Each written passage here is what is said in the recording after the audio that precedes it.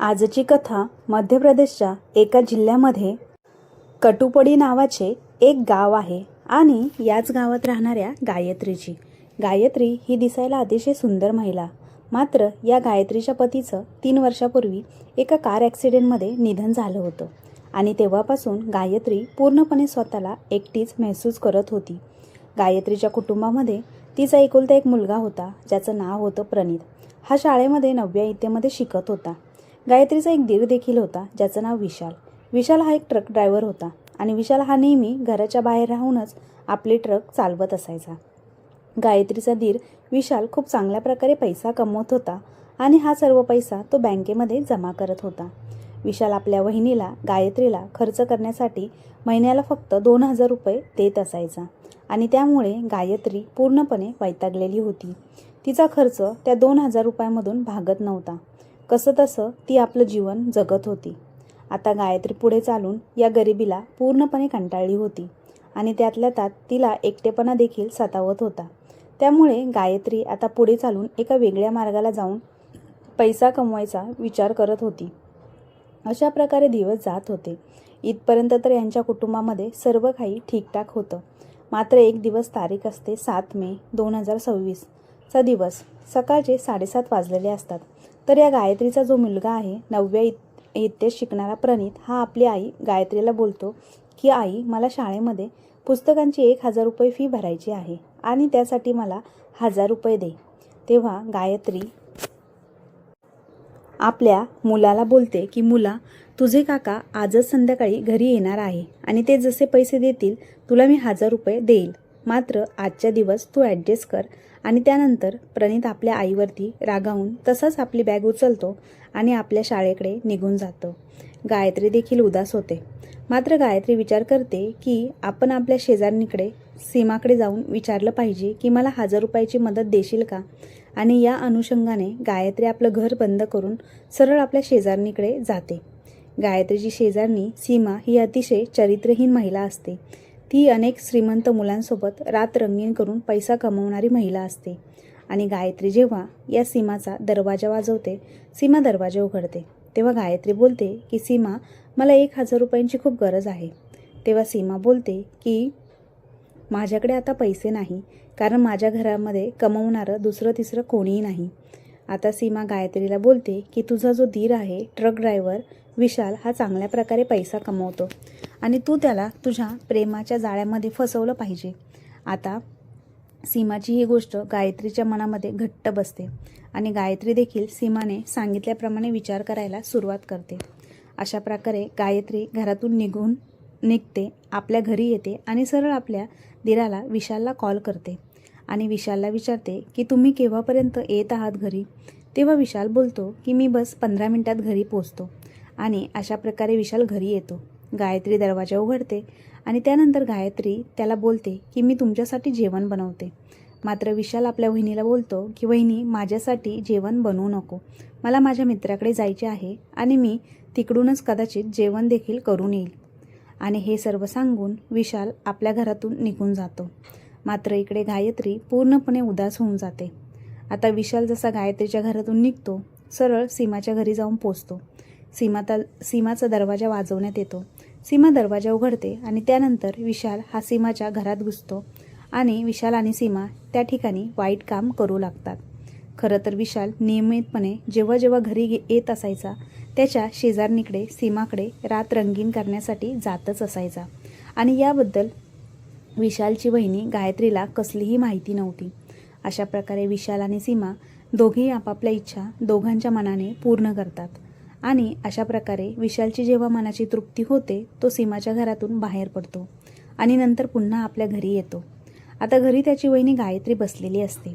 गायत्रीच्या डोक्यात सीमाने सांगितलेली गोष्ट फिरत असते आणि गायत्री तोच विचार करत असते. आता तिचा दीर विशाल जसा तिच्याकडे येतो तेव्हा गायत्री विशालला बोलू लागते की सध्या घरामध्ये खूप तंगी सुरू आहे, कारण तुमचा पुतण्या आहे प्रणित, याला देखील 1000 रुपये भरायचे आहेत. तेव्हा विशाल बोलतो ठीक आहे आणि 2000 रुपये आपल्या वहिनीला देतो. गायत्री 2000 रुपये बघून पुन्हा खुश होते. मात्र कसं बसं त्या ठिकाणी ती स्वतःला मॅनेज करून घेते. अशा प्रकारे आता ती रात्र जाते, दुसरा दिवस उगवतो. गायत्री आपल्या मुलाला प्रणितला 1000 रुपये देते आणि तिचा मुलगा शाळेत निघून जातो. आता यावेळी गायत्री आणि तिचा दीर घरामध्ये एकटेच असतात आणि गायत्री सरळ आपल्या दीराकडे विशालकडे जाते. गायत्री आता आपल्या दीरासोबत गोड गोड गप्पा गोष्टी करू लागते. विशालला ती बोलते की तुम्ही ट्रकमधून इतका सारा पैसा कमवता, तो सर्व पैसा बँकेमध्ये जमा का करता? तेव्हा विशाल आपल्या वहिनीला गायत्रीला बोलतो की पुढे चालून मला देखील लग्न करायचं आहे आणि या पैशातून मी माझं लग्न करणार आहे. आता हे ऐकून गायत्री आपल्या दीराला बोलते की तुम्हाला लग्न करायची काही गरज नाही. विशाल आपल्या वहिनीची गायत्रीची ही गोष्ट ऐकून हादरतो आणि वहिनीला विचारतो की मी लग्न का करायचं नाही? तेव्हा गायत्री त्याला बोलते की लग्नानंतर तुम्ही तुमच्या पत्नीसोबत ज्या गोष्टी करणार आहेत, तुमची पत्नी तुम्हाला जे काही सुख देणार आहे ते सर्व सुख मी तुम्हाला देऊ शकते. तुम्ही माझ्याकडून सर्व गोष्टी पूर्ण करून घेऊ शकता.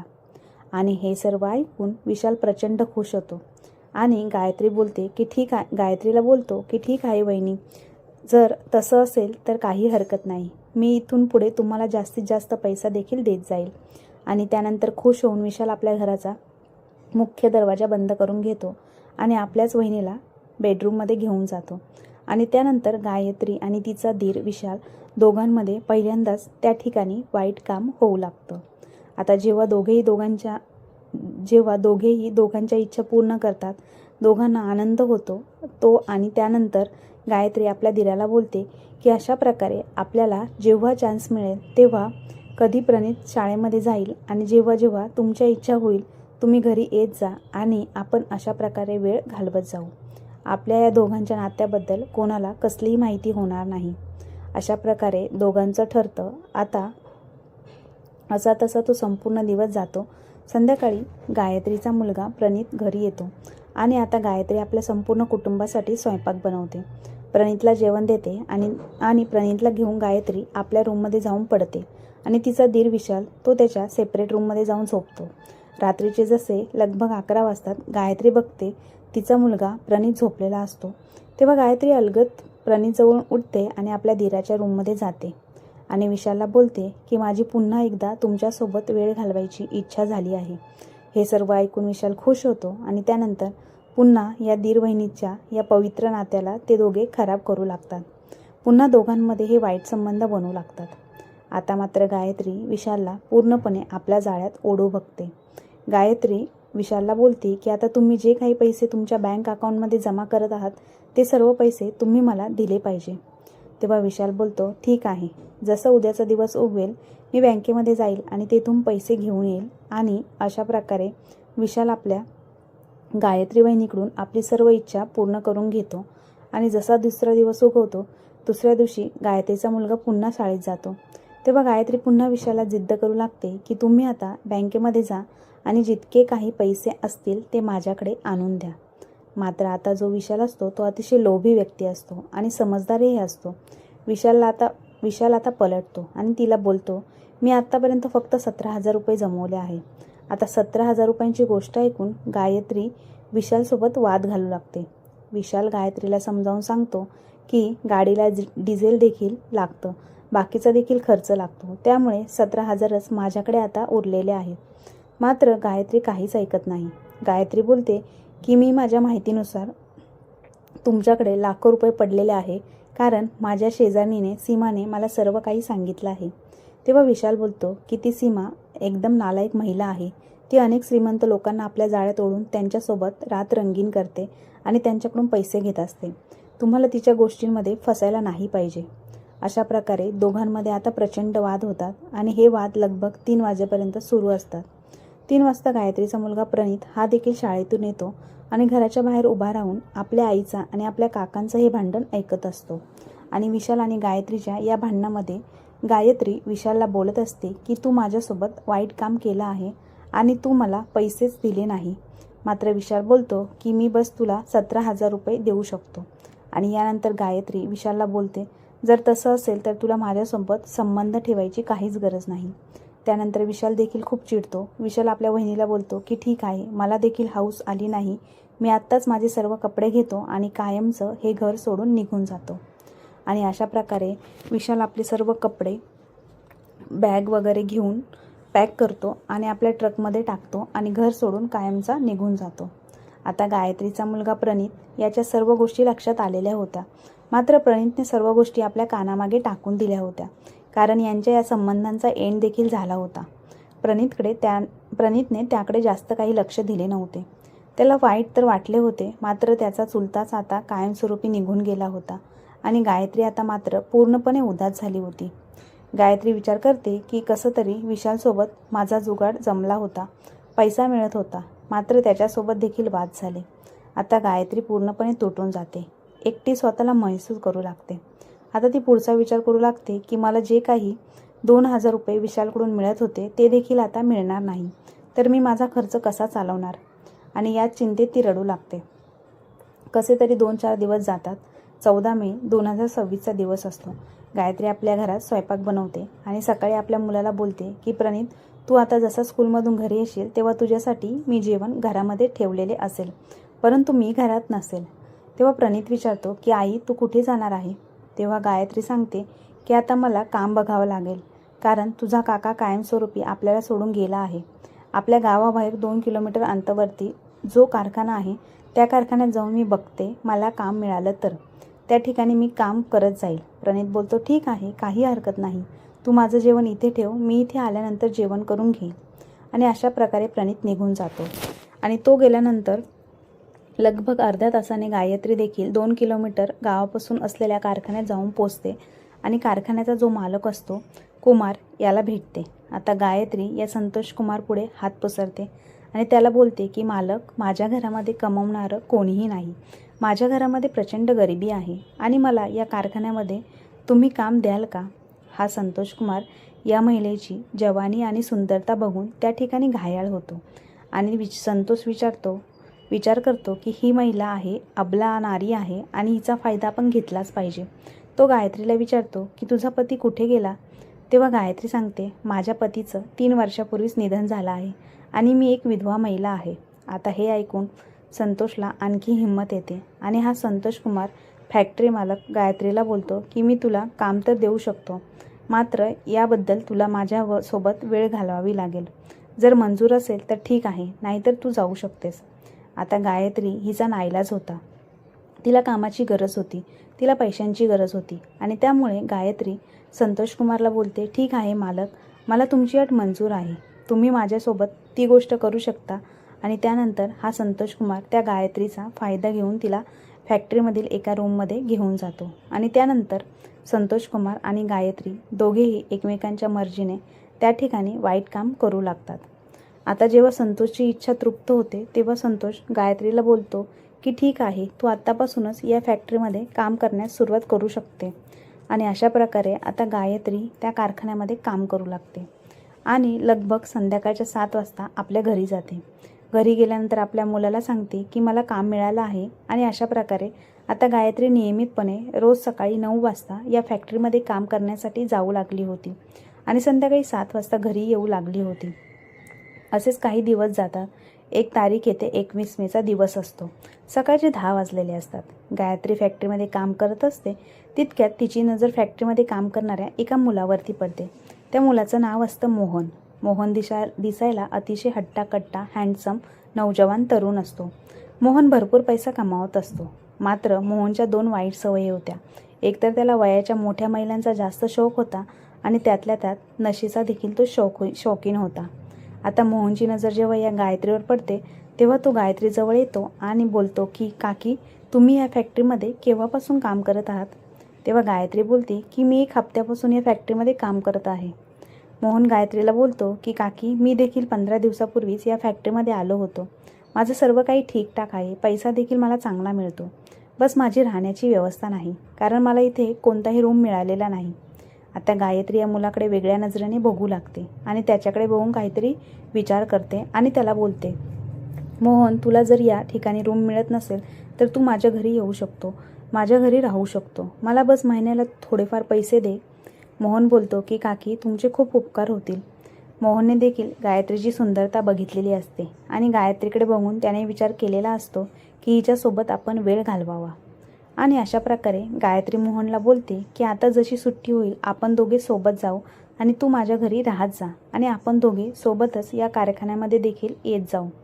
अशा प्रकारे ते दिवसभर काम करतात आणि त्यानंतर गायत्री मोहनला घेऊन आपल्या घरी येते. आता घरी आल्यानंतर गायत्रीचा मुलगा प्रणित आपल्या आईला विचारतो की हा मुलगा कोण आहे. तेव्हा गायत्री सांगते की याचं नाव मोहन आहे आणि हा माझ्याच कारखान्यामध्ये काम करतो. याला राहण्याची व्यवस्था नव्हती म्हणून याला मी आपल्या घरी घेऊन आले. तेव्हा प्रणित बोलतो की आई, असं कोणत्याही अनजान व्यक्तीला घरामध्ये तू कसा प्रवेश देऊ शकते. तेव्हा गायत्री बोलते की बाळा, आपली एकतर परिस्थिती हालाकीची आहे. हा मुलगा आपल्या घरी राहिला तर आपल्याला महिन्याला तो भाडं देखील देणार आहे आणि अशा प्रकारे आपला खर्च देखील भागेल. त्यामुळे आपण याला ठेवून घेऊ आणि तसाही हा मुलगा अतिशय चांगला आहे. याची नजर चांगली आहे. हा वाईट मुलगा नाही. आता हे कसं तरी गायत्री मुलाला मनवते आणि तिथून पुढे मोहनला देखील ती आपल्या घरी घेऊन येऊ लागली होती. आता मोहनसोबत अगदी गोड गप्पा गोष्टी करू लागली होती. खरं तर गायत्रीची नजर देखील मोहनवरती वाईट झाली होती आणि मोहनची नजर ही पहिल्यापासूनच गायत्रीवरती खराबच होती. अशा प्रकारे काही दिवस जातात आणि या काही दिवसांमध्ये गायत्री आणि मोहन या दोघांमध्ये खूपच जवळीक निर्माण होते. दोघांमध्ये सर्व बोलणं चालणं होतं. दोघेही सोबत वेळ घालवण्याचा विचार करत असतात. मात्र अजूनपर्यंत दोघांना चान्स मिळाला नव्हता. तर असाच एक दिवस असतो. सकाळचे 9:30 वाजलेले असतात. आता गायत्री मोहनला बोलते की मोहन, आज आपण दोघांनी कारखान्यावरती जायचे नाही. आपण दोघांनी आज घरीच थांबायचे आहे. मोहन देखील खुश होतो. मात्र गायत्री पुढे आता सर्वात मोठा अडथळा होता तिच्या मुलाचा. प्रणितला सुट्ट्या लागलेल्या होत्या आणि प्रणित हा घरामध्ये निवांत बसून होता. आता प्रणितची गायत्रीला अडचण जाणवत होती. गायत्री आपल्या तिजोरीमधून 100 रुपये काढते आणि त्याला देते. प्रणितला बोलते की प्रणित, तू मित्रांसोबत फिरत नाही, तू फक्त नुसता घरामध्येच खेळत असतो. तू मित्रांसोबत गेलं पाहिजे, त्यांच्यासोबत खेळलं पाहिजे. हे घे 100 रुपये, तुला काय खर्च करायचे ते कर आणि तुझ्या मित्रांसोबत खेळण्यासाठी जा. आता हे सर्व ऐकून प्रणित 100 रुपये बघून खुश होतो आणि 100 रुपये घेऊन आपल्या मित्रांसोबत खेळण्यासाठी निघून जातो. आता घरामध्ये उरतात फक्त गायत्री आणि तिचा तो कारखान्यातील मुलगा प्रणित. आता गायत्री त्याला बोलते, मोहन हे बघ, आता घरामध्ये माझा मुलगा देखील नाही आणि आपण दोघे या घरामध्ये एकटेच आहोत. या गोष्टीचा आपण फायदा घेतला पाहिजे. मोहन देखील तयार होतो. घराचा दरवाजा आतमधून बंद करून घेतो आणि त्यानंतर तो गायत्रीला घेऊन सरळ बेडरूममध्ये जातो आणि त्यानंतर मोहन आणि गायत्री सोबत देखील तेच घाणेरडे आणि वाईट काम करू लागते, जे काम तिने अगोदर आपल्या दिरासोबत केलं होतं. दुसऱ्या वेळेस फॅक्टरी मालक संतोषसोबत केलं होतं आणि आता या मोहनला तिने आपल्या प्रेमाच्या जाळ्यात फसवलं होतं. आता ते दोघे तोपर्यंत त्या ठिकाणी वाईट काम करतात जोपर्यंत दोघांची इच्छा पूर्ण होत नाही, दोघांचं मन भरत नाही. आणि जेव्हा दोघांचं मन भरतं तेव्हा गायत्री मोहनला बोलते, हे बघ, मी एक विधवा महिला आहे. माझा पती जाऊन 3 वर्ष झाले आहे आणि मी स्वतःला एकटेपण महसूस करते. त्यामुळे मला अशी गरजच होती आणि त्यामुळे मी तुला या घरात घेऊन आले होते.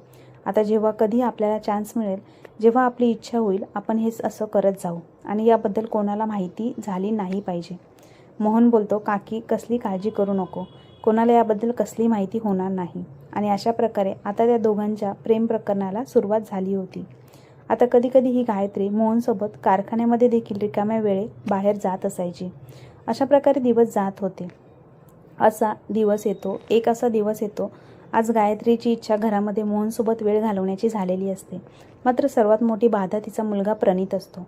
प्रणित घरामध्ये बसून अभ्यास करत असतो. त्या दोघांचं ठरलेलं असतं की आज आपण फॅक्टरीमध्ये जायचं नाही, तर सोबत वेळ घालवायची. आता गायत्री प्रणितला आवाज देऊन बोलते की प्रणित, तू सतत अभ्यास करत बसलेला असतो, सतत डोक्याला ताण घेत असतो.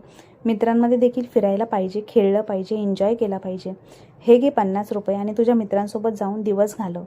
अशा प्रकारे प्रणित देखील ते 50 रुपये घेतो आणि सरळ आपल्या मित्रांकडे जाऊन तिकडे क्रिकेट खेळू लागतो. मात्र इकडे लगभग 10 मिनिट गेल्यावर गायत्री घराचा मुख्य दरवाजा आतमधून बंद करते आणि मोहनला घेऊन आपल्या बेडरूममध्ये जाते. दोघांमध्ये आता पुन्हा रासलीला सुरू होते. मात्र इकडे प्रणित क्रिकेट खेळत असतो. तर प्रणितचा एक मित्र असतो, त्याच्या घरा शेजारीच राहणारा. तो प्रणितला बोलतो की प्रणित, तुझी आई तुझ्याच भाडेकरू मुलासोबत घाणेरड्या गोष्टी करत असते आणि ही चर्चा माझ्या घरामध्ये सुरू होती. आता हे सर्व ऐकून प्रणितला प्रचंड राग येतो आणि तो त्याच्या मित्राला बोलतो की तू जर माझ्या आईबद्दल असं बोलला असला तर आपली मैत्री आजपासून पूर्णपणे संपली. मित्र बोलतो की मी तुझ्यासोबत खोटं बोलणार नाही. आपल्या मैत्रीची शपथ घेऊन सांगतो की तुझी आई तुझ्याच घरातील भाडेकरूसोबत विचित्र चाळे करत असते. आता हे ऐकून प्रणित प्रचंड चिडीला जातो. त्याला ते सहन होत नाही. तो क्रिकेट खेळणं सोडून देतो आणि सरळ आपल्या घराकडे येतो. आता घरी आल्यानंतर बघतो घराचा मुख्य दरवाजा आतून बंद असतो. प्रणित आता जोरजोरात दरवाजावर थापा मारू लागतो. आपल्या आईला आवाज देऊ लागतो. मात्र त्याची आई दरवाजा उघडण्यासाठी 5 मिनिट घेते. 5 मिनिटानंतर दरवाजा उघडण्यात येतो. गायत्रीच्या चेहऱ्यावरती प्रचंड घाम आलेला असतो. ती घामाने प्रचंड भिजलेली असते. आता आईची अशी अवस्था बघून प्रणितला संशय जाणवतो. तो घराच्या आतमध्ये जाऊन बघतो तर त्याचा जो भाडेकरू असतो तो आपल्याच आईच्या बेडवरती पडलेला असतो. आता प्रणितला सर्व काही कळून चुकतं की त्याची आई ही कोणत्या लेवलची महिला आहे आणि तिने असे किती घाणेरडे कामं केले आहे.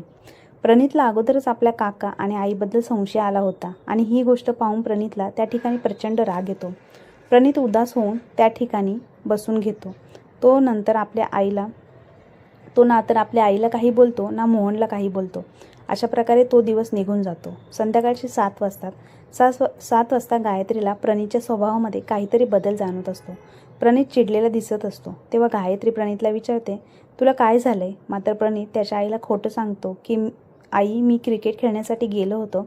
त्या मुलांनी मला चांगलं खेळू दिलं नाही म्हणून मला राग आला आहे. गायत्री त्याला समजावते आणि स्वयंपाक बनवते आणि त्याला जेवण देते. त्यानंतर गायत्री आणि प्रणित एका रूममध्ये झोपतात. मोहन दुसऱ्या रूममध्ये झोपतो. आता रात्रीचे 11 वाजतात.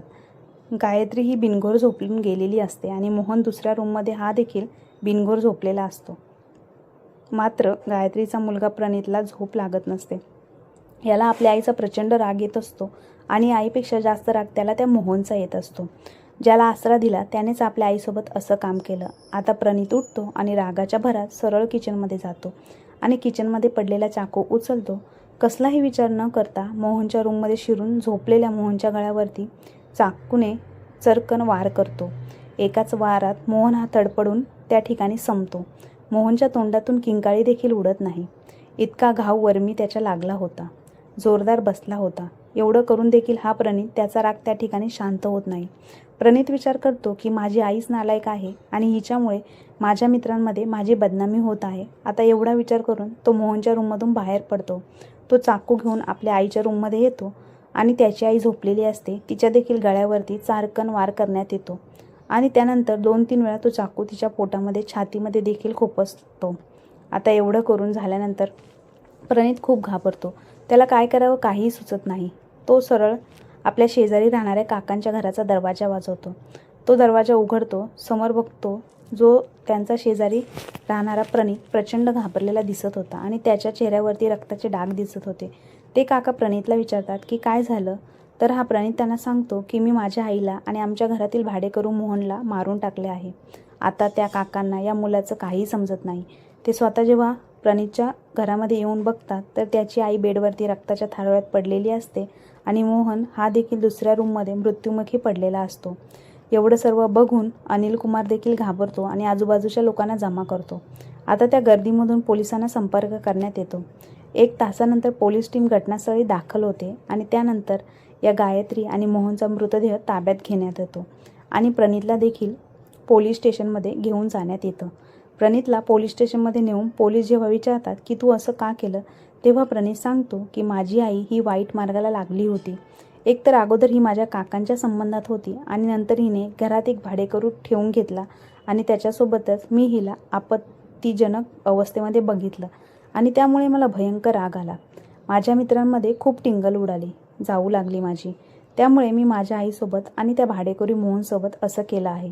आता हे ऐकून पोलीस देखील अवाक होतात. मात्र प्रणितने कायदा हातात घेतला होता. त्याच्याविरुद्ध देखील कानूनी कारवाई सुरू होते. आता येणारे भविष्य ठरवेल की प्रणितला कोर्ट कोणती शिक्षा सुनावतो. मात्र मित्रांनो, मला सांगा, या संपूर्ण घटनाक्रमादरम्यान प्रणितने आपली आई आणि मोहनसोबत जे केले, आपल्या मते ते योग्य होते की अयोग्य? कमेंट बॉक्समध्ये नक्की कळवा. आणि आजची कथा आवडली असल्यास आपल्या चॅनलला लाईक, शेअर, सबस्क्राईब नक्की करा. धन्यवाद.